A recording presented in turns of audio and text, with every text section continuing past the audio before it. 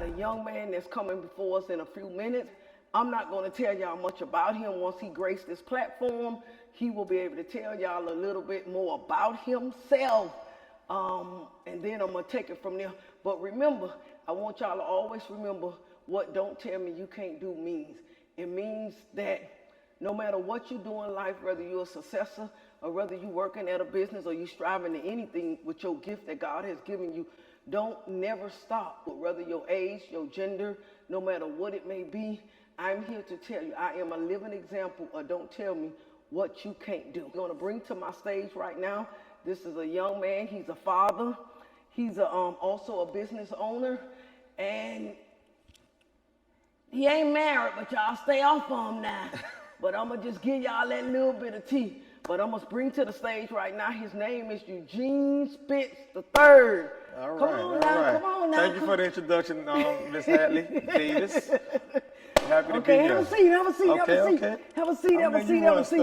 I'm so excited for him because when I think about his life and what he's been through over his life pattern, this man is going to give y'all a lot of inspiration today. Trust me, y'all young African-American men, we think the only way to get ahead is maybe doing something illegal, gangbanging, drugs, and trying to do fraud or doing all that stuff.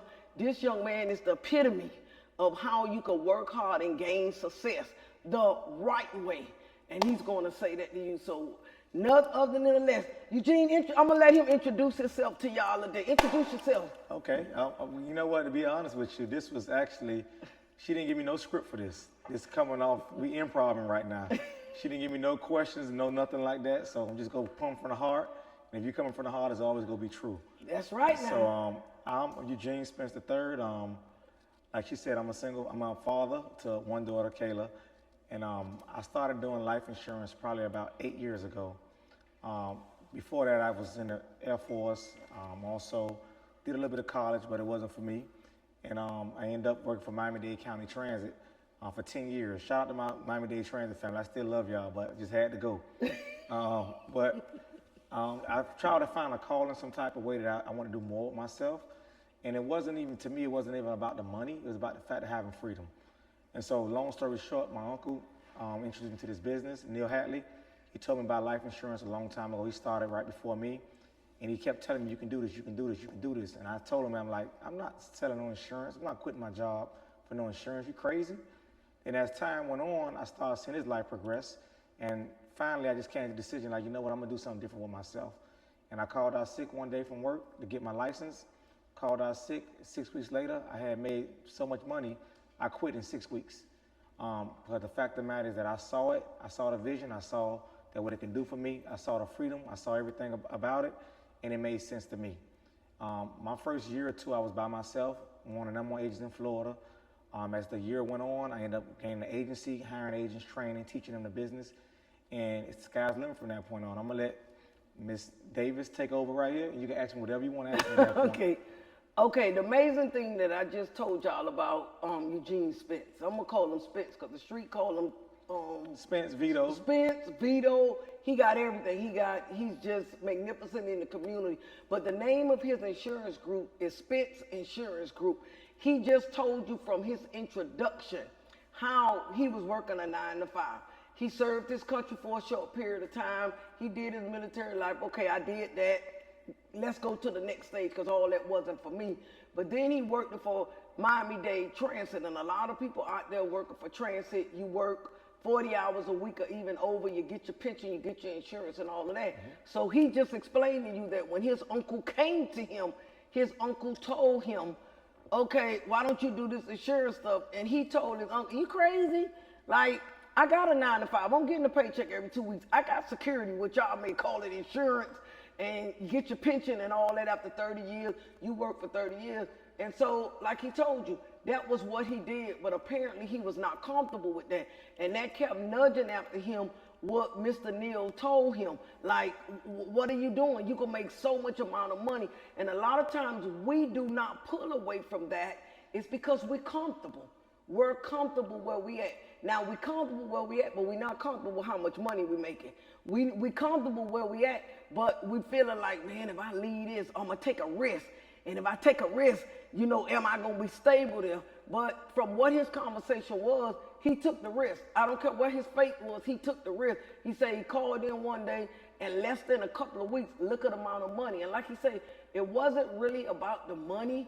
It was about being his own boss, going out there, chasing after what he thought. Now, just imagine in your head, I say to all of you, if he had not stepped out on that leap of faith and made that effort to go out on his own. Was it scary? Yes, it was. I speak to Mr. Spence, and I know it was scary because I went out on my own. So I know, but then we have to take what you will call a risk.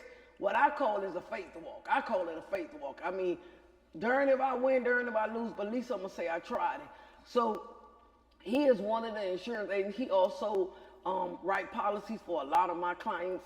You know, I'm the CEO of the Hatley Davis Funeral Home. And he brings out insurance to people so when death do come, because it will come, that he makes it affordable. And he goes around the world basically introducing his insurance group. And basically he is the founder and owner of the Spence Insurance Group. He basically left transit and started his own business. Now, you heard what he said. He started off with a few people, but he started off first by himself. And now he got lots of agents behind him that he trained and he mentored and he did what he needed to do. But I know it was scary, so I'm going to ask him a lot of questions. Being a business owner now compared to when you was at Transit, Transit brought you a paycheck every 2 weeks. Some of us would call it security. How did you feel kind of like depending on making your own money versus being so comfortable with transit money?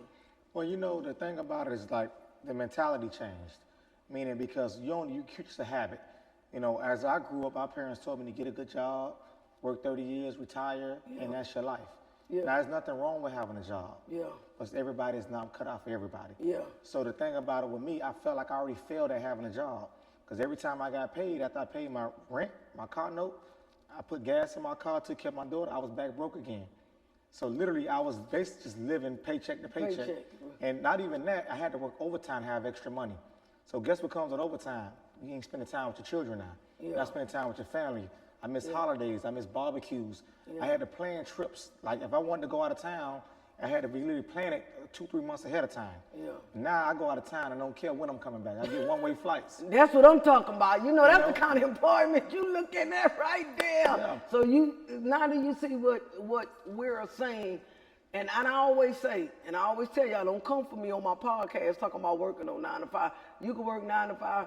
Just like his parents told me, I was raised in the same atmosphere and under the same guidelines that he was. You work 30 years, you get a retirement, then you sit back. But guess what? While you're working, like he said, in order to even have extras, you got to work overtime. Sometimes you got to work 80 hours, and then what the government don't take, you really don't hardly see none of that. Correct. Then on top of that, like he said, you got to put it in, and there's nothing wrong with working a 9 to 5. You could be successful working from 9 to 5. I don't tell nobody that. It just wasn't for me because I wanted more. So as I look at Mr. Spence, he wanted more. It ain't nothing work for that, but it's like what you want in your life. Do a 9 to 5 set the stage for your life, or do you set the stage for your own life? Because God gave you that life. That's not for everybody else. So that's a reckless. Let me tell you, not to cut you off, Ms. Davis, but I had what you call an aha moment. Everybody had these in life. An aha moment for me was I was at that bus terminal, and I seen a guy walk in that worked there 35 years. And he said, well, the day my last day. He said, I'm going to buy that house I want. I'm going to get that car I want. And I said to myself, I'm 20-something years old. I'm not waiting 35 years to go buy the car I want or get the house I want. And I said, this won't be me. And that was my aha moment. And when I was there, I was like, there's no way it's going to be me. Shit, you said it right. Shit, that ain't shit me. But you know what? And then I found out I met this guy. He was at the funeral home, and he would come every day to deliver the mail. Mm-hmm. He was literally a month away from retirement, and he died before he retired. So when y'all hear me, people say, oh, I'm so spiritual, I'm so this, I'm so this. I come from a family of genes. Why wait to do what you could do today and do it tomorrow? The Bible even tells you that. Why put off what you could do tomorrow? You could do it today. Look how he said, the gentleman said, he had an aha moment because the guy retired after 30 years. Why have you been on the job 30 years to be able to accomplish and get some of the goals that you're looking for, like buy a house, buy a car? Why you got to work on the job 30 years? And if you do working on the job for 30 years, you should have been doing that while you was working, not wait till after you retire. So that would have kind of rubbed me with an aha. Like I probably would have said, what?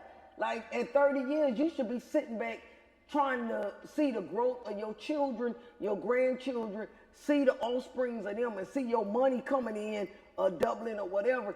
So I think that was a magnificent thing. I think that was a kind of great move for you. But I'm saying as a father and running a business, how do you manage being a parent and running a business too? Wow. So you know what? When I first started doing this, I was all about, I did this, I did that, because it was me that was getting out, traveling everywhere, going to see these clients, traveling all around the United States. But it ain't me. I got a good support system as far as my parents. I wouldn't be able to get to where I'm at if they wasn't watching my daughter while I was out of town all the time. Yeah. I wouldn't get where I was at if they wasn't helping me out spiritually, emotionally. I could leave my daughter for weeks because I was going out chasing that bag, and then my parents will help me out with that. They'll watch her for me. They'll feed it. My mama gonna ask for some money, but but they still took care of her, Yeah, you start making that money now. Come on. Yeah, but and I had to realize that it wasn't just, I didn't do this by myself. Yeah. It took my family around me to see people like yourself and everybody around me that grew, and it motivated me to grow even harder. But success, what I always tell people, you have to have a good support system because it's no I in success. Correct. If you spell out the word, you don't see no I. Right. I don't care who it is, even if it's not your family or somebody around you that's either, like, for instance, I believe Mr. Neal, he planted the seed in you. It was just for you to nurture it or whatever. Mm-hmm. He planted that seed and you kept saying, oh, he's selling insurance. I ain't finna do that. It's always somebody around us that'll plant the seed, and we all, being successful, you always need a good support system. I mean, I tell anybody that that's why you have to surround yourself with people that sees your vision and see your dream. Because if you're not around a good support system, you kind of like will never, like, you're a single dad raising a daughter, and his daughter is a teenager now. So when they get to be teenagers, kudos to that, but being a dad of a teenager, I know that's very, very hard because, he got a girl and he looking out. Yeah. Y'all know he looking out. He a man, he looking out. I don't play about it either, okay? But your dad don't care. So, I know that could have been a challenging, but let me ask you this. So when you opened up the insurance business, you got all that, what were some of the things that you would tell people about insurance? Why is life insurance so damn important? Like, it's like having, I call life insurance is like health insurance. You're going to use one on one day, whether it's life insurance or health insurance. So why do you stress so much? Because basically I interact with Mr. Spence and he always talking about insurance, how important it is to carry. Now I know as a funeral director, it's absolutely 110% important. But why would you say to people it's so important? Let me tell you why life insurance is so important. Because you got insurance on your car, you got insurance on your house, you got insurance on your cell phone. Now you might drop your phone, okay? Your house might burn down. You might get in an accident, but you are going to die. Yeah, for sure. That's guaranteed. For sure. No ifs, ands, or buts about it. And you don't even know when. Yeah, go ahead now. That's why it's a recession-proof business. Yes. The fact of the matter is you are going to die. And most people, they deal with financial burdens within themselves, within their family. And I'm telling people all the time, the worst thing you could do to your family member is to leave them with a debt. Meaning that the fact of the matter is that they might remember your sweet potato pie, they remember how good you cooked on Thanksgiving, how good your macaroni and cheese was, but you don't want to have to die and say, you know what, we had to come up with $15,000 of GoFundMe to bury my auntie or my mama. That's the last memory they got of you. So at least prepare yourself to make sure that I can set my family to make sure you don't have to worry about that. And some people, the reason why I say he is so true, because y'all know I'm a licensed funeral director, and I see what he's saying day in and day out, day in and day out, day in and day out, that people use GoFundMe, yeah, you GoFundMe to take care of the funeral expense of their loved one. And I also find that a lot of people, they don't prepare to die. They prepare to live, but they don't prepare to die. Something that we don't even know that's going to happen. They just don't prepare. So let me say that you being in the insurance business, sure y'all know I've seen it countless of times. I mean, what he does for a living. I don't care who you go to get insurance from. I pray and hope that y'all will use this young man because he got a heart of gold. He means right by out there giving you insurance. I just want to ask you a question. I'm basically talking about the younger generation because the older generation that came up and they're in the 60s and 70s, they call it mom and pop insurance. They have little small policies. Even if they don't have nothing at all, they got little small. What would you tell these young people? Because basically, as you know the numbers, anybody know the funeral numbers, we bury more young people than we doing old people. And the numbers, I mean, since COVID-19, it didn't have no gender, no age, no nothing. It just was taking people out. What would you tell people about like getting life insurance and why is it so darn important for you to possess a life insurance policy? Like you say, if your phone drop, which we take care of our phone like it's by our bed, it's by our phone, we carry it everywhere we go. Our health insurance, we get a health insurance card and we go to the hospital. First thing they ask you, what kind of health insurance you got? Okay, then we got, like he said, the house insurance. We in my home, if this house burns, I want to know if I got insurance. Very few people take chances or not. Even like when the bank finance you, the bank ain't gonna finance you nothing without insurance on your car, on your house. You got to have some type of insurance. So what would you tell them so Hartfield that why that life insurance is like it's like detrimental to people these days? Correct. You know what? You could use it for two purposes. To me, one, you could leave a legacy behind, as far as financially for your family, so they're not struggling as much as you did. Yes. But also, you just need to cover your funeral expenses. If you don't do nothing else, at least cover your funeral expenses. That's what I say. Because let me tell people tell me all the time, I can't afford $40 a month or $30 a month. If you can't afford $30 a month, imagine your family having to come up with $15,000 overnight. It's already hard. So but I beg the difference. When I meet people, and I don't mean to be biased, this don't have anything to do with money. I beg the difference when people say they can't afford $30 a month. When you look at them, I was even explaining to Mr. Spence the other day in a conversation, when you look at them, go look at the car they drive. You ain't pull that car off the lot without no insurance.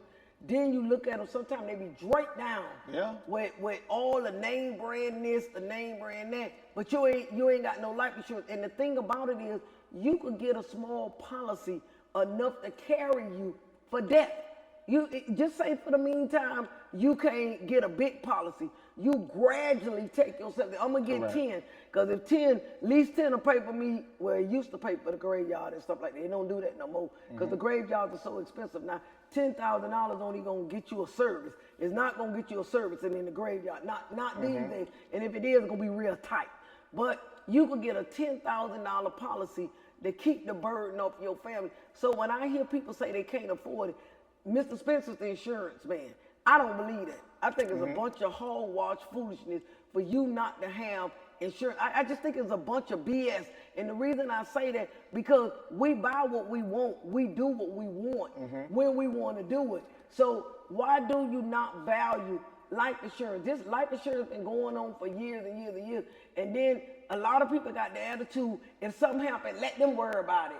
That is that's a selfish mentality to say, I ain't gonna take out no life insurance because if I die, let them do that. Why would you want to put the burden like that on people like that? And I'm sure you come across clients like that. I come across it 1,000 times. How do you relate to them? But let me tell you too, also to elaborate on what you're saying. I meet a lot of people that think they can't get insurance because they think I have high blood pressure, I have diabetes, I might have HIV/AIDS, I might have cancer, I might have leukemia. But they have insurance. We can cover anybody. Yes. I can cover anybody. That's why I expanded myself about 4 years ago to help everybody. Because some policies are not for certain people. So I don't sell I don't sell for profit. I sell to make sure you have fit in a need. Some people need to be buried. Some people need to leave money behind for their children. Some people need to leave money behind to pay off their house. It's different things. I sell all of these type of insurances. So I don't care what you have, what health issues you have, we can cover you. Now, let me explain this. Ms. Davis knows, but most insurance companies, if you're in good health, it's going to be day one coverage. There's no 2-year waiting period, but every policy has what's called contestability period. Right, correct. So if people don't know what a contestability period is, it's not that you're not covered, but as long as you told the truth on the application and you happen to die within those first 2 years of the policy, the company investigates more thoroughly to make sure you told the truth. Funeral homes know about it too. Once the policy passes 2 years, you don't have to worry about it. They're paying it out no matter what. Exactly. I'm not saying to go kill yourself. You can shoot yourself in the head after 2 years and they'll pay the policy out. But they have contestability periods. So a lot of clients that have HIV or been incarcerated or things like that. They're afraid to get insurance. They're thinking they can't get coverage. We can cover you no matter Yeah, what. that's what I had the problem in the funeral home. And I've had a lot of clients that had illness. And I'm glad he touched on that. He kind of like touched on one of my questions. And my question was, what do you tell people that have health issues? Because I know for myself, when I first got insurance long years ago, I was kind of denied because of my high blood pressure. But I was able to still get a premium, but at a higher rate. And nowadays, they are getting you with high blood pressure, like he say, AIDS. They even insure you with cancer. They insure you with diabetes, as long as you tell the truth on the application. Correct. And let me tell you something else that is so phenomenal what he said. Within the first 2 years, they still pay. They just pay you what you paid in, but they just investigate your application. Because I have big clients and families that some of them was just shy a week, some of them was shy a month. But what happened is the insurance company want to know whatever you put on that application, you was correct. But what I try to tell the people that come in, they say, oh, they would insure me. Let me just tell you this, I got HIV, I got this. I say, honey, that don't stop nobody. They will write you up. Just get something you could afford. So what do you tell the people when you go out and tell them, once you let them know that no matter what their health condition is, they can't get insured? I know you said one thing, you don't look at the dollar, you look at getting something that could cover them in the long run. How do you kind of like secure them with letting them know that, okay, you may want 50, but let's not get 50 right now. Because I don't want you, this is what I find with a lot of people, and maybe I could be wrong, and I have experienced this. People get a big coverage because they could pay then, but along the line, they let the policy lapse because they can't pay it. So why get something over when you could get it in affordability level? Correct. And that way you don't have to worry about you lapsing, because when you lapse, just think about it like a bank account. Correct. If you make. Okay, well let me elaborate, because I want you to get clarity on this. Yeah. The companies I work with, we will cover you day one coverage. I have clients that died in 3 months and we've paid out the claim, as long as they told the truth on the application. Yeah. But they just investigate more thoroughly. So it is day one coverage. Now, if you have a major health issue, then it's a 2-year waiting period. Okay. But all the money you paid, you get it back. Right. Once you live past the 2 years, you get all of that money back. Okay. Meaning, once you pass the 2 years, the full face amount you get, I apologize. But we do cover you day one coverage if you're in good health. You can have a little bit of high blood pressure, a little bit of diabetes. We don't care about that. We still can cover you day one. Okay. Now, when I sit with a client, most of the time is that I tell them, get something that's better than having nothing. Exactly. Okay, something is better That's than what I'm nothing. talking about. You can always increase the coverage later if you decide to do so. So when I sit with a client, I'll be totally honest with them. Listen, Ms. Davis, I don't know your financial situation right now, but as of right now, you need to get something in place. Yeah. Even if it's $10,000, get Right. something. Exactly. Okay, now if you want to increase later, you can definitely increase later if you decide to do so Yeah. when things get better. But I'd rather you have something, nothing at all. Yes. And that's how I try to talk to the clients, and I always show them more than one quote, because the reason being is that a lot of times people are prideful people. So they'll sit there and say, well, I can afford this $120 a month. You know you really can't afford it. You can't afford it. Like you said, the pride. They're like, and you know what? I really get that when it's something, but who you trying to impress? Because at the end of the day, you have this policy for 6 months. It lapses, it's going to come back to you showing they lapse, and they ain't got no coverage. And then when somebody die, I feel, and I could be wrong, the worst thing that you could experience is having somebody to die and got to ask somebody for something. That's crazy. I mean, I'm at your beck and call because I got to count on, oh, you know, so-and-so done passed away. You good? Yeah, black people say, you good? Mm-hmm. Nah, man, he had that insurance on his job. I called the job, man, he ain't kept up that insurance. He ain't did nothing. And then what happens is that when he do that, he ain't got no insurance. And then the family having a meeting, and y'all got 10 of y'all in the room, and everybody wondering what they could give, and people don't want to give because they want to have a say-so. Only way I'm giving my money if it's done like this, or the body Correct. go where I want it to go. Well, usually the brokers one in the family got all the opinions on everything too. You know that, right? And what you're talking about is called group term insurance. As long as you're on that job, you have insurance. Yeah. But like I tell clients that tell me I have insurance on my job, that's fine. That's great. I shake their hand and congratulate them. Yeah. But you plan on staying on that job for the rest of your life? Yeah. If you're not, you need to get outside insurance besides your job because you're not going to be on that job for 100 years. And when you retire, you need to have something in place already. Yeah, but then the ones on the job, what I find out is not really the best either because it basically is amount of your salary. And then if it's a group insurance, it's how much is paid in. And sometimes I find a lot of people that comes into the funeral home, they have a group policy and it really don't be life insurance, it be pension. Correct. It be You different might kind pay of 3 to insurance. 4 times their salary and things like And that. people But the don't thing about explain it to them. now, what you do for a living, as far as a funeral home, if you got parents that's over the age of 50, 60 years old, you get what's called a final expense policy. The reason people get these final expense policies is because the fact of the matter, they pay out like this. Because when someone passes away, you don't want your family member sitting in the morgue for 2-3 weeks to pay out that claim. Especially if it's past 2 years, that company literally pays the next day. Yes. They make sure that money is appointed for that funeral expense. Okay. Now, you might have other insurance as far as term insurance and things like that, but when it comes to burying somebody, final expense is the best insurance to have. The reason being because it's going to pay out almost like this. So what you think is good? Do you think, at least I'm the type, I like whole life. And I'm going to tell you why I like whole life. Whole life because it's like a bank account. You could have a policy for like $20,000. I took our policy on my kids when they was little in middle school, and I took our whole life and found out later I got value to that policy. Correct. So there's nothing wrong with term, but I just prefer whole life because it's like a savings account. When I pay you, I got something in the corner. I Correct. like that because they can still be alive. And I learned this from my mother. You can still be alive, and if you ever get in a financial tight, you could borrow off of that. So what you think is good for? Well, you know what? To be honest with you, to each his own, but it depends on your age, it depends on what you're trying to cover. When I sit with a client, the first thing I'm asking them, what are you looking to protect? Like, you have a beautiful home. You want to protect this home if something were to happen to you, right or wrong. Yeah, yes. Okay, so a $20,000 whole life policy might not fit you. Not saying you don't have one in place already, but it might not fit you for your needs. Yeah. So what I tell people is that what are you looking to cover? What are you looking to protect? Like with me, I have a whole life policy. I have a term life policy. I have all these different policies in place for myself because I understand the importance of insurance. Right. My grandma named Bertha Portier. Oh, okay. So yeah, we know about insurance. So what I'm saying to you is that looking at what are you looking to cover? Yeah. Okay, some people just want to cover their funeral expenses. Some people want to cover to make sure their children got tuition money. There's so many different type of policies out here now too also. You got to fit your need. In other words. Correct, fit your need. Fit Like your right need. now I have a return of premium policy on me. It's a policy I pay on for 30 years. And in 30 years, if I don't die, all the money I paid into it, I get that money back.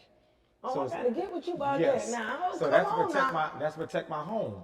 I Oh, also have a okay. policy on me to take care of my funeral needs. Yeah. But I can afford to have these different policies. Thank you, Jesus. But some people can't afford to do all those things. Yeah. So if you don't do anything, get the bare minimum, get a whole life final expense policy, no matter what. Yeah. Get a whole life policy because that builds a cash value. You can borrow against it. You can do a lot of things with this. If you decide to get rid of it, you can get some money from it. From it, yeah. So like exactly. I tell clients, it's like owning a home compared to renting. When you own a home, it builds equity. You decide to sell that home, you get something from it. Yeah. Compared to renting, you pay your rent every month. Once that lease is up, your You lease got is up. nothing. You gotta You got go. nothing. You know, So that's you the got difference between it. So to each his own. The more younger people, you can do both at the same time. You can do a whole life and a term at the same time. As you get older, you want to stray more to a whole life. The reason being because now you're older. I just think a lot of the young people, and I may could be wrong, and I don't mean to be biased, I just think they spend more time dressing the outer, and they're not taking care of the inner. When I say inner, a lot of them not only but not having life insurance, they don't have health insurance, and they just want people to see what they look like. But somebody that's older than a mother, a father, a grandpa, they should have known what it took. Because life insurance been around way before we was Correct. even in existence. When they used to knock at your The door door, yeah. and come there and mama give them the premium, and then some grandmamas would say, "Tell them I ain't here, not today." Yeah, you know, correct. don't. Correct, wait a you're minute. right. So insurance been around for centuries, and it really got deep into me when I opened up the funeral home and I saw the importance of it. And I just say to myself, well, what is missing? Because just like you go on a paycheck, go on a job to get a paycheck, you should be getting some of that paycheck to invest in yourself. Like you say, a lot of times people have to have their loved one to sit because they don't have any financial means.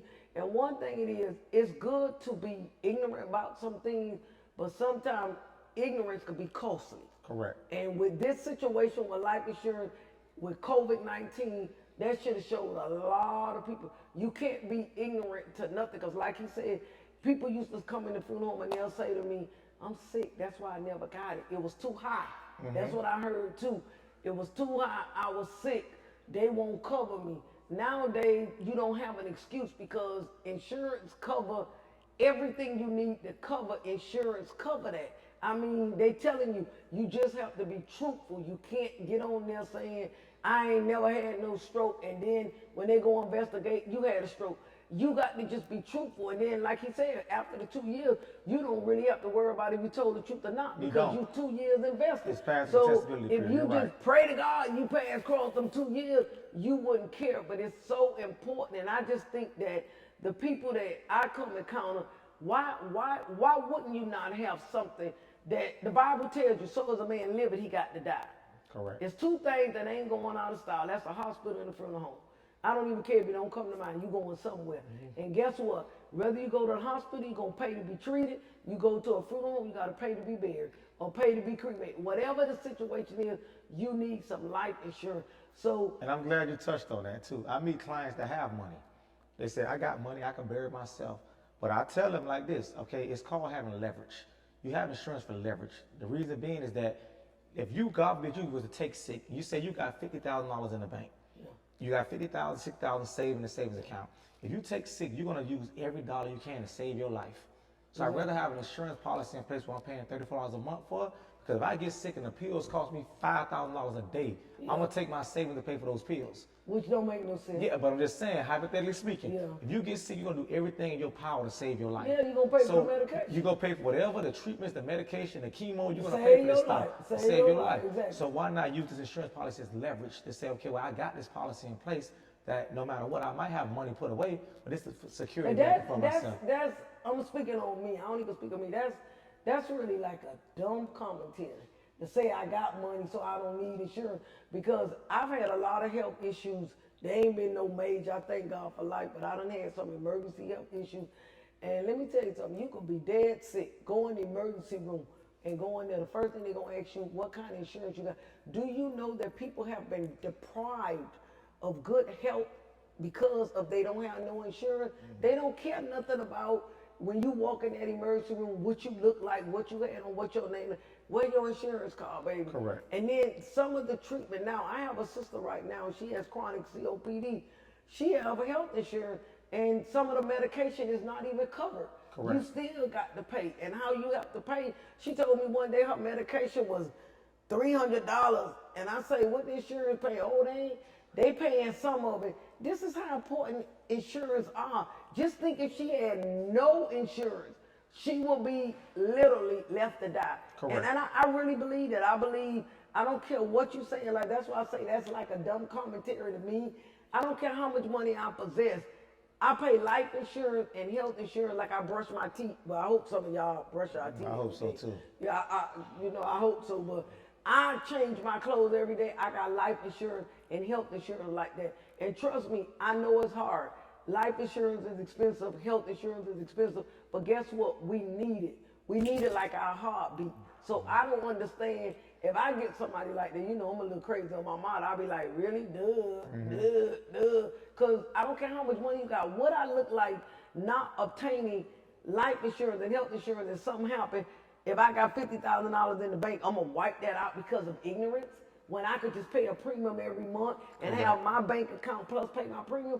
That's like, it's not making any sense. Yeah. Even like with health insurance, you rather clean out your bank account instead of paying a policy every month. Correct. To get some of that. So give me some of the name of the good insurance companies. I know you probably ain't going to idolize one of them, but No. There's nothing. One thing about it, I left an awesome company. I'm not officially left them, but I was with an awesome company that taught me the ropes. Yeah. Great people, great company, and I learned from that experience. I broke off on my own about 4 years ago. Okay, I was with this company. I went to Hawaii with this company. I went to Germany with this company, Canada. They treated me very well. You was one of their top salesmen. You was out there hustling. Yeah, I was. Y'all see what success do? You got to hustle now. Don't let him sit up here and tell you that he was hustling his behind. I was hustling. I was all over the place, and I traveled from every place in Florida. I done been in every major city, small city you could think of. I done been where the Ku Klux Klan at. I done been every place selling insurance. And you know, I was fearless though. And the company that I was with was awesome. When I say awesome, but in fact, the matter, I had to find my own way. And once I found my own way, I found other companies that could offer more to other clients. That was the only reason that I did make the move I made. Yeah, but then it was for you because it's like with me when I stepped out on my own to get my own food home. I was comfortable. I was working for Greg Mason, and I was comfortable. But my vision and what I wanted was different. Now I have a job. He gave me a job, but I wanted more, like Correct. you say. And it wasn't nothing happened with me. I mean, kudos, me and Greg Mason. I love him to death. But I had my own desire. And I wanted to be, I didn't want to be at a 6-figure, I wanted to be at a 10-figure. So I had to do my own thing. So it wasn't taken away from what they wanted to do, it's what you wanted to do. Because basically, just like you just said, you giving them a lot of credit because they taught you the rope. You can't forget the teacher. No, you can't forget the teacher. But then you know, once you're in business for yourself, you have that mindset that I want to do more. Then you got to make decisions that's not gonna, everybody not gonna be happy with. Yeah. Okay, so when you make your decisions, everybody not gonna agree with it, but at the same time, what's for you is for you. Exactly. And the reason I did make my decision to do Spence Insurance Group solely is that I wanted to have more territory. I want to give agents bigger contracts, which I was able to do now. Yeah. And I also want to be able to go wherever I want, get leads in every city I wanted to. I was limited to territory at one point. I'm not limited to no territory. I can sell any place in America. And see, that's a good thing. Even not only do he sell insurance on Spence Insurance Group, he able to get agents. He a trained agent. He's telling you he be able to give you big contracts for y'all out there that's interested in getting a second income because you can still work at 9 to 5. He have a lot of agents that work from 9 to 5. You could also come on part-time and sell some insurance and be able to hit territory. He was like me. I did like what Jay Bass said. I say, Lord, give me the territory. I asked God for the territory. I didn't want just Miami Gardens and Liberty City. I told God I want to be global. Y'all, like I told y'all on all my podcasts, y'all limit God, I don't. I ask God for the sky. So with him saying that, he just made it known that he wanted to hit major territory. He probably, I mean, I'm way older than him. He probably done been to most cities and states than I've been. But he walked fearlessly, and I do too. But I'm just like, you know, I can't deal with that cold weather. But he's letting you know that the opportunity is set for itself, that you could go out and you could learn this thing. And like he said, that ain't for everybody. But one thing I can say, life insurance is for every singing, breathing individual that's standing up and you still living. You're laying down, you still need it. Why? Because someday somebody that loves you is going to have to walk into some establishment and will be able to say, so-and-so have transitioned. And you want to give your loved one the fact of the matter is in their heart to say, you know, they passed away, but we okay. We okay. We didn't have to mortgage mama house. We didn't have to fight over mama house to sell things. We didn't have to go to the pawn shop. We didn't have to use GoMe Fund. I mean, to me, GoMe Fund is good, but y'all using GoMe Fund. What do you call it? GoFundMe. You got it. You in the area. You in the area, Miss Davis. Y'all using GoMe Fund like it's insurance. You said this is raw, right? And uncut, right? Listen, okay. Yeah. It's like y'all using GoMe Fund like it's life insurance. Listen to me. I'm going to speak on behalf of GoMe Fund or Me Fund You, whatever y'all want. That is not life insurance. Correct. Get it. Y'all out there hustling. Y'all out there got the 9 to 5. Go get you a small policy. This is the man. This is the man. And if I can't come see you, I got agents all over the United States that can come see you. They'll write a 5,000, 10,000. At least you got something. You got something where you can do a cremation services. And I ain't trying to brag on Hatley Davis Food Home. Y'all know I'm just all that in a bag of chips, uncut and unedited. I'm the best they come. I give you the best services, the best prices, and it's affordable. So you can write up the cheapest policy with him and then turn around and have something in your pocket just in case. And I mean, to me, I think it's very selfish that you say you love somebody and you ain't making sure they're insured. You get your mama insured, your daddy insured, your uncle insured, your brother insured, your cousin insured. Everybody that you say you love, you should be calling them up. Hey, y'all got insurance? Y'all got insurance? Y'all got insurance? You should be checking that. Correct. You should be checking. I don't have to check that in my family because everybody, we was brought up like that. We was brought up like, you ain't got no insurance? I mean, I don't think that nobody in my family don't got it, because we probably look at them cross-eyed, really. And Like, you own a funeral home and everybody in your family got insurance? who? I got, listen, and then what I did like Mr. Spence said. When I first had my house in Miramar, I bought small insurance because my money wasn't like that. I'm just going to tell you, I wasn't where I was 10, 14 years ago. When I bought that house in Miramar, I was a hairdresser. But I could tell you, each one of my children had a little small policy. As they got older, I increased it. As I started making a little bit of money, I increased it. Now I'm on a different scale now. I'm in a $1 million bracket. So now I'm even increasing now. Like, let's raise that. Because guess what? I don't want for nobody to pass or me to pass and I leave all this burden on my family. I wouldn't want to do that. Y'all just get a whole lot of death certificates and send it to the insurance companies and y'all pay on stuff. You need life insurance and all of y'all need to practice that. And I'm telling you, this is a young man. How old are you now, Mr. Spinner? I'm actually 40. I look 25-ish, but I'm 40 now. Look, 40 years old, and he's an insurance man, and he's telling you how he did it. He left transit, and look, he's 40, so imagine this span of life, what he did. And he said he had to step out. He stepped out fearlessly, went and opened up his own company, and look at the agents he got in front of him, and he got good teaching. So y'all need to get on the program. I mean, if you can't touch him before this podcast over with, he's going to be able to give you his Facebook, his phone number, website, everything. The website, you guys going to have everything. And guess what? If y'all can't get it, y'all know how to call Miss Davis. Y'all know y'all could DM me about Mr. Spence. Believe me, he have wrote several policies for my families. When families come in, I send them over there to him. I even call them while the family in the funeral home. Listen, jump on this right away. Yeah, the companies you was asking me about too. I have Columbia Life. I have Mutual Omaha. I can write for Transamerica. I still have Lincoln Heritage. I have a lot of companies that are reputable companies. A plus with the Better Business Bureau. I'm contracted with these different carriers.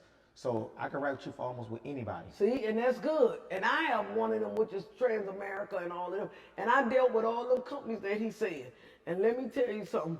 Your policy is as good as your agent. And this guy here, he's an agent. He goes out wherever you at. He makes sure you right. I have people that the agents come in the funeral home, and there's not too many funeral homes. I got a lady agent. She's like a God sent to her client just as well as he is. He goes out there, he goes to your house. But guess what? Be serious about yourself. Don't be making nobody run around like this. And like he say, acting like you got champagne money and beer taste and all that. You ain't got the money, say you ain't got the money. I was telling my marketing director the other day, you got people with this champagne taste and beer money. If you got beer money, that's okay. Buy beer stuff. I had beer money before too. I know how I feel. I mean, I ain't even had no damn beer money at one point. I was rubbing two nickels together. Now I can drink me a little wine. It's okay, that's a stepping stone, but we need to really take life insurance really serious. As you see, the graveyards are filling up. I mean, since COVID-19, the casket prices went up. The graveyard is charging people double. I couldn't believe when COVID happened that graveyard, to get a decent grave space, you spending $10,000 or more. And a lot of times people in my field, they go to cremation because the burial price is super duper. And there's nothing wrong with cremation. Cremation is good.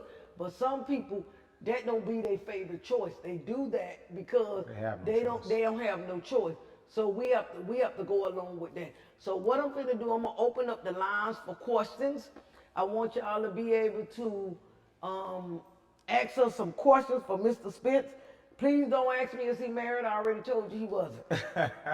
And he's not looking in that area. He have a teenage daughter, and I'm sure she got the amps up for you. Yeah, she ain't playing with Okay, so we're going to get to some questions for Mr. Spence, because while I'm looking for these questions, I want him to tell y'all how y'all could get in contact with him as far as his information that you could get on with him. Okay, thank you, Ms. Davis. So on Facebook, I'm Eugene Spence, just like that, E-U-G-E-N-E, last name Spence, S-P-E-N-C-E. I also have a website too also. If you want to apply to be an agent, I can teach you how to do that too also. It's SpenceInsuranceGroup.net. And on IG, I'm Vito Corleone, V-I-D-O-C-A-L-I-O-N, if you want to reach me on Instagram. But definitely go to my website, SpenceInsuranceGroup.net. You can see a little bit about my bio on there, places I've been, things I've done. about my career so far. But my job is not me just writing policies. I'm past that point. I want to hire agents and train them what to do. The biggest joy I get now is training people how to make six figures. I did it 8 years ago. So now if you want to become an agent, you definitely can do this. So that's my joy now, to train, to teach agents, no matter what city you're in, what country you're in, I can definitely help you out. Okay. So one of the questions, Mr. Spence, Roland, Anastasia, can you rewrite a current policy? Rewrite a current policy. A policy that lapsed, I assume? Well, she didn't say whether the policy lapsed. She said, can you rewrite it? Okay, most policies, if it's not past a year, you could do what's called a redate. Meaning the policy, then if it's not past a year, they give you a one-time payment to pay on that policy, or you have to reinstate the policy. So the person is in good health, you don't have to redate or reinstate if you don't need to. Just rewrite the policy and the coverage starts right then at that point. Okay. So we have another question from a young man. What advice would you give to young generation about life insurance? Oh, about life insurance, period? It's a necessity. Say less. It's a necessity. Okay, Ms. Lisa Hackney Brown say, Mr. Spence, can you write if a person have cancer? Yes, he already answered that. And if so, will it be expensive? Her question is. Okay, that's a good question, Ms. Brown. So insurance based off 3 factors: your age, your gender, and your health status. Obviously, if you have a pre-existing condition, it's going to cost you more than someone in good health compared to someone in good health. So it will be a 2-year waiting period that cancer is active, meaning like they're on chemo or the cancer is right now, they just got diagnosed with it. They still could be covered. They must live past the 2-year mark to get the full face amount of the policy. They die within those first 2 years of that policy. All the money you put into it, you get that back, plus interest on top of it. So that's how that works. Okay, she piggybacked to ask Ms. Brown, what if the policy lapses and the person has cancer? It lapsed and the person has cancer now? Yeah, I guess it lapsed and then they found out they had cancer. How do you kind of generate comeback from that? Oh, it's a good one. Well, that's why I tell my clients all the time, while you're healthy is the best time to get insurance. As long as you're making your premiums, you can catch cancer while you're making your premiums. But that policy lapsed out, now you have to get another policy. The reason being because now you have a pre-existing condition that's going on now. If you got the policy when you was healthy, you were fine. But if you have cancer now, and you try to get that policy back that you had before, you can't get that policy back. Yeah. Okay, and another question, well, have you ever thought about using life insurance and creating a program in Miami for young black men because of so much gun violence? Oh, I done taught at seminars. I done been to different places. I done been to the Poker Beans, the Scottsdale, over town. I go any place, but at the same time, a lot of people don't see the importance of it until something happens in their family. Now, if someone want to incorporate that and help me do that, that's not a problem. I won't have a problem doing it at all. I go any place. Believe me, I will. So I haven't did that yet, but I have did seminars on gun violence and things like that because it's tearing our community apart. Absolutely. It's absolutely. Ms. Roland Anastasia say, thank you so much for your answer, Mr. Eugene. She's thanking you so much for it. Okay, Arnold McNeil put, I'm trying to get his question in its entirety. Mm-hmm. His question is, somebody laughed when I said, I guess Crystal Hill and Gail Nelson, they laughed when I said, I guess people have champagne taste and beer money. I use that as a morphis because I'm not being funny. I just make a joke out of it. But I say that it's because you got to start off somewhere. Stop trying to get the highest stuff when you only could afford the minimum. You got to start somewhere. So Arnold McNeil wrote, what about school visits? Are you going to schools and these schools, you know what happened at the school at Stone and Douglas. Mm-hmm. What about going to the schools and visit and speak about the importance of life insurance? Well, there's only one of me, and I try to just spread myself as much as I can. That's why I have an agency with other agents because there's only one of me. But the thing about what I do for a living that's a little different is that I'm not going to hunt people down and sell them insurance. The fact of the matter is I have people that actually inquire about insurance. I have a lead-based system, so people I'm going to see already got some curiosity towards insurance. Now I do referrals, I do seminars, I do church things, I set up tables at funeral homes, I do whatever I can do. But the level that I'm at right now, I can't be in 10 places at one time. That's why I'm giving my information. If they got ideas, inbox me, DM me. I'll come do whatever you need me to do if it's going to benefit the community and also benefit the agency. I will piggyback off of that to say, as an individual that owns an insurance group, it's okay to go talk at schools, but you really can't really get to the schools because you have to be at a certain age to write insurance. Correct. So me coming to the school speaking to you about that could be a little bit relevant, then it could be irrelevant because of the fact is, even if you thought about insurance in the right place, you have to be an adult to be able to sign and write up a policy. Correct. So basically, Arlen, you have to go to the parents. Correct. And kind of like have the parents, if you're going to have a meeting like at a school, let it be parents involved as well, because you talking to the students, I wouldn't say it's a waste of time. It's just something that's not beneficial to an agent to go speak to somebody that really can't go from step one to step two. Correct. And I'm gonna just piggyback off a lot of Mr. Spence. You shouldn't have to beg no damn body to get no life insurance. I'm just straight, unfiltered, uncut. Y'all black people, you gotta hunt you down. You don't want to get insurance, but you will go into the mall and go into Louis, Gucci, Prada, Fendi, and all that, and buy all these clothes, all these shoes, or go on social media and make people think you got it, but ain't got no life insurance. To me, one thing I find, why would I run you down to get you some life insurance, something that's gonna benefit you and pay off to you? Sometimes y'all have to put y'all priorities in the right order. Basically, a lot of y'all priorities is jacked the hell up. That's what y'all priorities is. Your priorities is jacked up, and people gotta beg you to get All these something. Cuban links I see out here, they doing something right. They ain't got no insurance, but I see Cuban links and popping bottles everywhere. So I don't know what's going on My with this. point exactly. And like he was saying, some of these things that you see people with, and you saying to yourself, well, why do I have to beg you to get something for you to benefit off of your family? You the one say you love your family. You the one say you care for this person. These people should be here to offer you the type of service that will help you.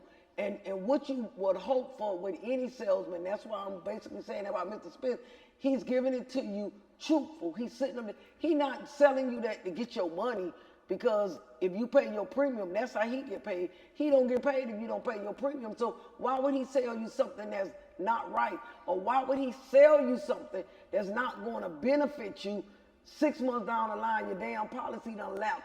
That what has happened, you just threw away the money, because he gonna get paid for what he gonna get paid for. It's on you. It's on you. Your policy lapsed. He done got paid. You done lost money. So why would you lapse instead of just getting something you could afford to do better? I don't believe in hunting people down for what they want. My daddy used to always say, whatever people want to do, they gonna do. If they don't want to do it, damn it, they ain't gonna do it. And I just feel, even with him traveling around, going around, giving people something. Look at the world today. Look at the world. I do at Hatley Davis Funeral, I do almost 500 calls a year. Imagine all the other funeral homes, what they doing. People dropping dead like flies. So you don't think that's a necessity, and I'm gonna beg you to take care of your necessity? That's like telling you to go in there and take a bath and you know you stink. Like, And I honestly, Ms. Davis, I teach my agents to do business with integrity. Meaning, the fact of the matter is, when I sit in someone's living room, I'm realizing I'm sitting with their son, their daughter, their parents. So at the end of the day, I want to make sure whatever I'm telling them is going to come into fruition. I'm not going to give you something that you don't need. So anybody I hire on my team, it's not about making a sale. It's about doing what's right for that client at the end of the day. And, you know, I got the companies that we deal with, I know they're going to pay their claims as long as you told the truth on that application. We don't have any issues with that. So any more questions you got, Ms. Davis? I want to ask you some questions when I get a chance to. Okay, Ms. Brown, say some young people wasn't brought up to know how important life insurance is, the lack of knowledge. Ms. Brown, that is so important. And you know what? I could give and take 50% of that you wasn't brought up like that, but goddamn, how long it take for you to get it? Because so much is happening around you to, come on now, you ought to know. So it's a couple in there, they're under your name, but it's the one from someone from Instagram that says, what do you suggest for somebody that's over 80 years old?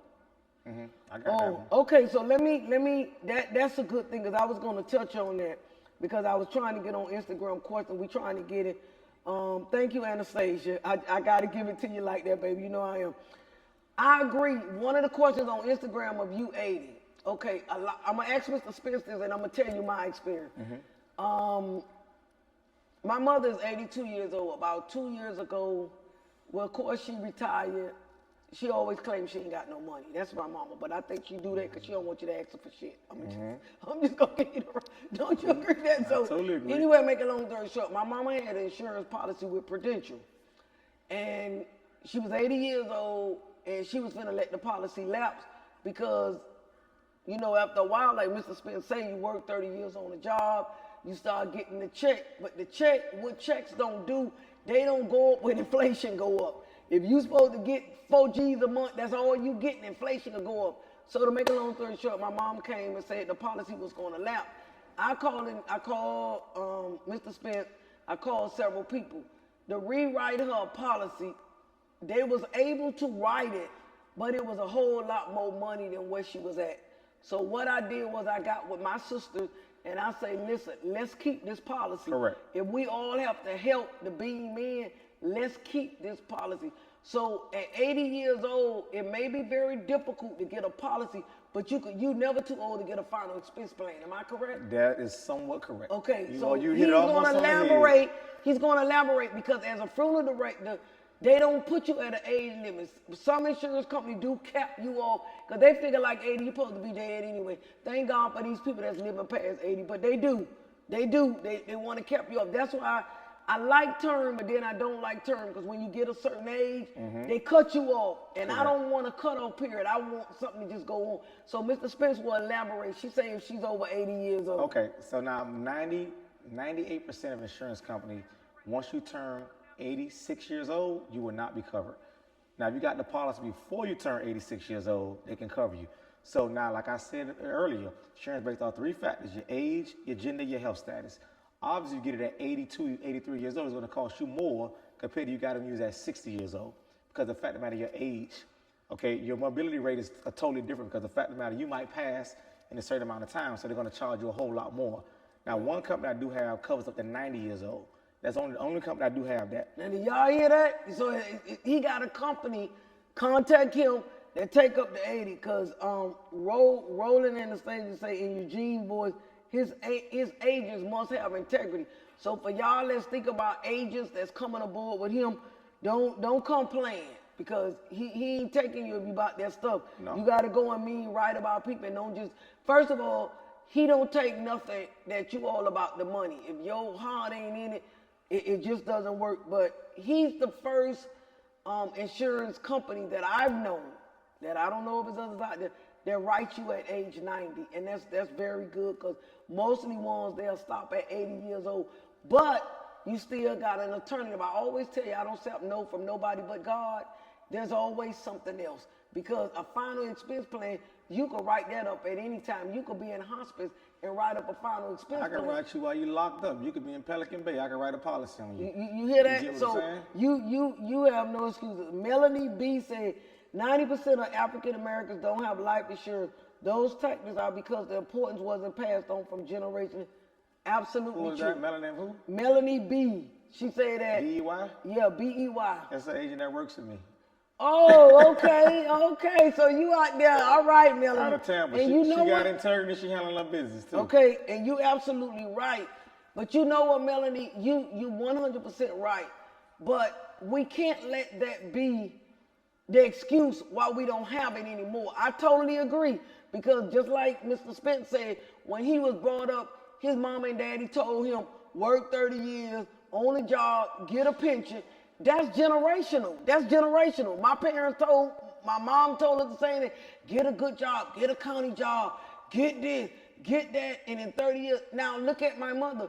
She's 82 years old, and she worked on a job for 35 years, and she get her Social Security in retirement. But the way inflation is happening, parents not teaching you that now. Things have changed. There's so much knowledge with the internet. The internet has changed the way people live. So I agree with that back then, but people can't use that as an excuse. But it's also your responsibility as an adult to educate yourself. Melanie, I totally agree with yourself. What the Bible tell you? We perish for the lack of knowledge. So a lot of times people use that as an excuse. Oh, that's when are we going to break these generational curses and stop saying what mama them say, baby them saying, and what daddy them say? We can't do that. We got agents as young as him. All the agents, when I was coming up, there was older white men working for these big elite companies and used to come with their briefcase and your mama paid them $10 or $20 a month. Things have changed. And you didn't write back in the 60s and the 70s $50,000 policies, $100,000 policies. They had nickel and dime policies, $5,000, $2,500, because the cost of living and funerals was not that high. These days, you gotta come with time with them. Okay. Then this Ricky Smith Jr. say, I'm still trying to find the life insurance for my 84-year-old grandma. Okay, Ricky Smith, you got Eugene Spence group insurance? Call him up. He got a insurance that he ride up to age 80. 85. 85. 90. I can go to 92. He got 85 to 90. Lock it in now. And then, brother, you still got an option. You got the final expense plan. You still have it. There's always an option. It's an option. You just can't stay stuck to say this and that. So hit up Mr. Spence, and you could be able to get that. I'll take care of that for him. Okay, and Melanie say, we're not here to play. We put our clients first. We do the best for our clients. That's what good service do, Melanie. That's what good service do. Okay, Tercia Murray say, sometimes it's better than nothing. Tercia Murray out of Miami Gardens. That's another one of my business partners. She say, get what you or your sibling. Have mercy, Jesus. You could have did my podcast. That's what I be trying to tell people. Melanie say, inbox her. Miss Pamela Stroman Bryant. My mom is 88. Will her policy be canceled? No, if it's a whole life policy, it lasts her entire life. So long as she's making her premiums. Find out Pamela Bryant, Mr. Spence say, if it's a whole life, it go her entire life. Long as you keep making Don't miss a payment. Don't miss a payment now. Don't let it lapse. Because I'm a prime example what I did for my mom. I told you when she was 80, she said the policy was high. And for some people, it could have been. And I talked to Mr. Spence, and they kept saying, no, don't let it lapse, don't let it lapse. And it was through Prudential. And my mom had this policy since she was working at Jackson. That's why I tell you that Mr. Spence don't understand that could be a case. Because what people don't understand, when you retire from a job after 30, 35, 25, whatever years, you're going to get a set check. Your check is not increasing on the inflation of time. Correct. I mean, look. The graveyards went up when COVID-19 happened. The insurance companies went up. Y'all will be surprised what I pay for health insurance, but I pay it like I take a bath every day because I know I need it. So if you know this is something you need in practice, you know you got to have it. And these checks gonna stay the same. Just like she said, all you got to do is get something you could afford. And like he say, set that pride aside and do what you need to do. Because at the end of the day, it's nothing like going to sleep saying I'm covered. Correct. Just like the saying I'm covered. Okay, so everybody that's on here, I got so many questions. I'm sorry if I can't get to you all for Mr. Spence. Ricky Jr., I really do want you to contact Mr. Spence and see how he can help you. You could DM my box if you didn't get all the information. I'll give you his personal cell number. For all of you, as African Americans, we need to change the way we do stuff. And a lot of times we use generational curses as a standstill. We have to break those generational curses. He told you simple what he did, what his mom and dad. He has two parents that's very successful. One of them has retired. The other one is still working, and they about to be retired folks. But I guarantee you their business are in order. And not only that, they taught him one way, but he had to follow his dream. He had to follow out on faith. So when I tell people now, if you had to look back on your life, and this will be one of my final questions. I know y'all got a lot of questions. If y'all got any, please send them to me. I'm going to refer y'all over to I'll put my business card on your page. Yeah, so I'll tag it in so you can contact me. He's going to tag his card on my page. And my website. Do you have, I want to ask him some final questions. Do you have any regrets for stepping out the way you did from where you at now? Do you have any regrets? You know what? Honestly, that's the best move I've made in my life. The reason being is that I finally feel free, financially free, emotionally free. Yeah. I don't even have an alarm clock anymore. I wake up when I feel like it, but I get up every day because my hustle wake me up every morning. Oh, and listen, I teach you something. Rich people, successful people, they don't sleep, they take naps. You better believe We it. take naps. So I want to ask you this final question. You don't have no regrets. I just need one thing. If you had one chance to tell somebody, don't let nobody tell them they can't do it, what would your statement be as you look back on your life? You live in the modern regimes. He's 40 years old. He got his own insurance company. He told you he almost passing the six-figure salary. And I've been past 6 figures. Oh. That was 8 years ago. Oh, Let's be I said, That was 8 years ago, hey, okay, Miss Davis. Okay, I got you. I ain't taking that. Okay. But what that tells me, he ain't let nobody tell him he couldn't do it. Correct. That makes me feel good. He's an African American brother. He ain't out there doing nothing wrong, Robert. He making an honest living.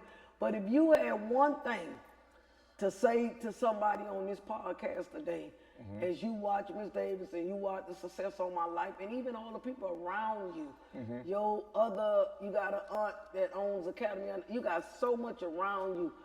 What is the one thing that you could say that made a difference in your life that you just said, I'm all in it and ain't nobody gonna tell me I can't do it?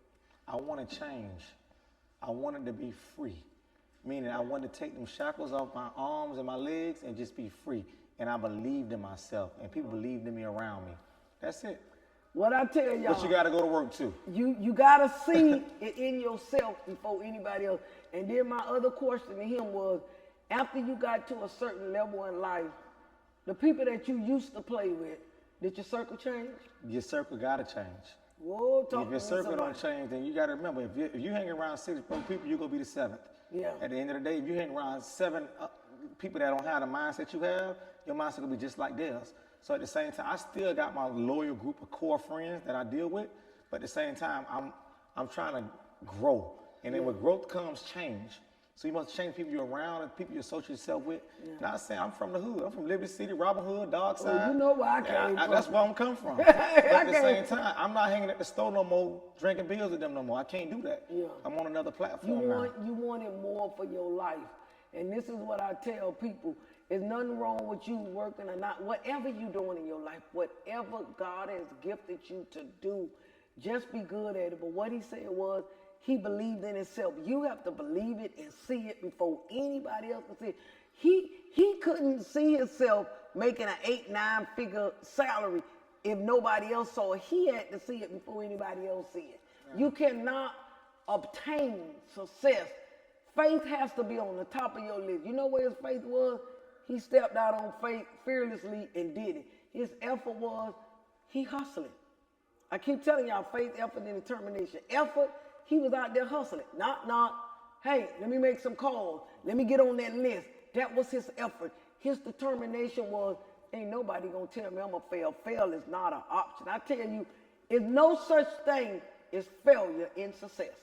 If somebody tell you it's failure in success, you put the delete button on them, and you have to change your company of people. You have to be around people that see your vision. And it's not like you're not looking back at the people where you were. You just saying, I don't want to be there no more because that ain't get me nowhere. Like he just said, he can't be on the corner store drinking beer. You know what he do now? He go in these sophisticated restaurants and say, can I have me some Bel Air? Yeah. Or can I have me some, like me, give me some Tito's and some cranberry juice or something like that. Correct. He don't sit on the corner and serve himself. He have somebody else serve him. That's what success do. And remember what he said, he done traveled all around. And he have done things that most young brothers don't do. I want to tell you all, believe in yourself. He's a prime example what an African-American boy did. Growed up in the hood now, right in Robin Hood. Don't tell me where you came from, what God can't do with you. But one thing he didn't do, he didn't let nobody tell him. Even his parents, they probably thought he was crazy as hell. You leaving the bus company, you leaving the county, you leaving this. But he had to step out on faith and believe what he did. I want to thank you so much, Mr. Thank you for Spence, hosting me. coming. I really appreciate it. I thank you for coming aboard. Listen to all of y'all listeners. Any questions y'all got, I'm going to tag y'all. The name of his company is Spence Insurance Group. He writes with so many companies All you have to do is call them. And if you got any questions, only dumb question is the one you don't ask. Just like the gentleman said, his grandmother said, ask questions, and he could be able to direct you. And guess what? If he can't do it, he gonna direct you to somebody that That's can do correct. it. Please hit him up. Support a brother. You know, he doing the right thing. What we go do, we go and support these insurance agents that's working for these big firms. I ain't got nothing against State Farm. I ain't talking about you, nothing like that. But let's support our brothers and sisters that's doing wonderful things in our community and let it come back to us. I thank you so much for Thank coming you and for joining hosting me. me. I appreciate you. All this information is going to be on my website. This podcast will be back up tomorrow. We are live on the social media platforms as we speak. But as the podcast is over, we'll be off. But you will be able to watch the entirety of this podcast. And thank you again for joining us this Sunday evening for this podcast with Eugene Spence III from Spence Insurance Group. And y'all remember, y'all know my saying, I ain't cocky, I ain't arrogant, but I ain't gonna let you tell me I can't do it. And y'all remember, ain't nothing you can't do. The only thing you could do is fail. And God say he will not let you fail. You just got to hold on. And remember, don't tell me you can't do it.